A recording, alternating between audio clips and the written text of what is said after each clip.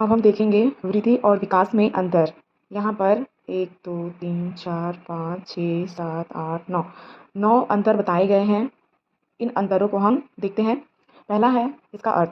अर्थ में ही इसके अंतर पता चल जाता है। जैसे कि देखिए, शारीरिक आकार और संरचना में वृद्धि। ग्रोथ क्या होता है? जिसकी शारीरिक आकार और संरचना में वृद्धि होती है। विकास क्या होता है? समग्र कार्य प्रणाली और क्षमताओं में प्रगतिशील परिवर्तन होता है।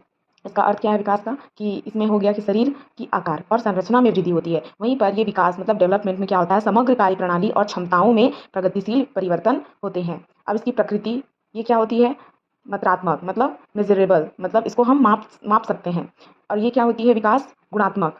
तो इसका ये दूसरा अंतर हो गया। गुणात्मक ऑब्जर्वेशन या अवलोकन। समय सीमा, ग्रोथ की समय सीमा क्या होती है? तो ये एक निश्चित आयु तक सीमित, मतलब एक निश्चित आयु तक ही ये ग्रोथ होता है। और जो विकास होता है वो जीवन पर्यंत चलने वाली प्रक्रिया है। अर्थात यह जीवन, जब तक जीवन रहता है तब तक, मतलब जन्म से लेकर मृत्यु तक विकास की प्रक्रिया चलती है। दिशा, सामान्यतः एक समान, मतलब इसकी जो दिशा होती है वो एक समान होती है। जैसे ग्रोथ का, जैसे बच्चों का आँखों का बढ़ना, चलना, दौड़ना, या फिर आप बोल सकते हैं गर्भ, जब बच्चा गर्भ में होता है तो सबसे पहले बच्चे का सिर का विकास होता है। फिर उसके धीरे धीरे उसका हाथ पैर, इस तरह से उनका विकास होता है। तो यही हो गया आपका सामान्यता एक समान। उसके बाद है एक पैटर्न का पालन करता है लेकिन व्यक्तिगत भिन्नताएं होती है। इसमें विकास में क्या होता है? एक पैटर्न का पालन करता है, मतलब प्रत्येक बच्चा समय के अनुसार ही बोलना सीखता है। जैसे कि सभी बच्चे लगभग एक समय में ही बोलना सीखते हैं, या फिर उनका ग्रोथ होता है शारीरिक, और वो एक पैटर्न का पालन करते हैं, लेकिन व्यक्तिगत भिन्नताएं होती है। ठीक है, लेकिन इंडिविजुअल डिफरेंस पाया जाता है प्रत्येक बच्चे में। अब है फोर्थ अंतर है, चौथा अंतर है संगठन। अब देखिए ये क्या है? शारीरिक अंगों और संरचनाओं का बढ़ना। इसमें क्या कह रहा है कि इसका जो संगठन होता है वो शारीरिक अंगों का और संरचनाओं का बढ़ना।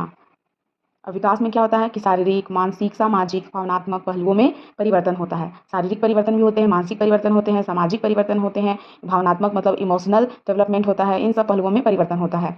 अब हम नेक्स्ट देखेंगे मापन।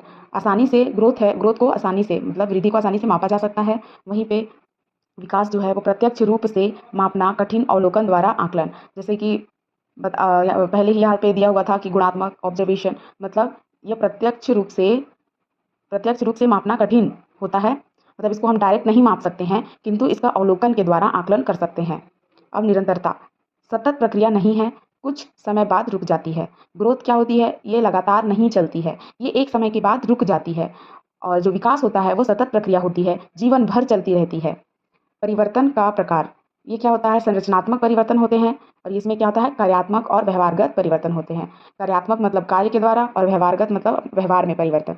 अब उदाहरण के लिए हम लोग देखते हैं ऊंचाई का बढ़ना, वजन बढ़ना, दांत निकलना, ये सब आपका ग्रोथ होता है। वही जगह बोलना सीखना, चलना सीखना, समस्या हल करना, सामाजिक समझ, ये सब आपका विकास के अंतर्गत आता है, विकास के उदाहरणों में आता है। तो इस तरह से हम लोगों ने देखा वृद्धि और विकास में अंतर। इसमें आपको देख सकते हैं यहाँ पे 9 मतलब 9 अंतर बताए गए हैं।